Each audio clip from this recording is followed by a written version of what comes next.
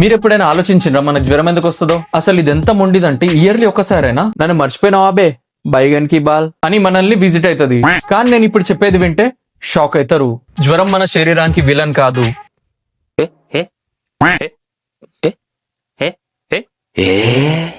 Hero. చూడండి, మన శరీరంలోకి ఏదైనా బ్యాక్టీరియా లేదా వైరస్ దొంగల లెక్క ఎంట్రీ ఇస్తే మన బాడీ వెంటనే ఇమ్యూనిటీ సెల్స్ కి కాల్ చేస్తుంది. హలో, కొత్త గెస్ట్లు వచ్చిండ్రు, వాళ్ళకి టీ పెట్టి మర్యాద ఇవ్వకుండా గూమిద్దాన్ని పంపేయండి.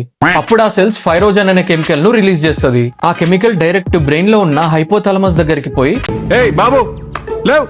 ఈ హైపోథాలమస్ పని ఏందంటే మన బాడీలోని టెంపరేచర్ ని కంట్రోల్ చేయడం. శత్రువులు లోపలికి వచ్చిండ్రని తెలిసిన వెంటనే ఏసీ ఆఫ్ చేసి హీటర్ ఆన్ చేస్తుంది. అంటే బాడీ టెంపరేచర్ ని పెంచుతుంది. అదే మనకు జ్వరం.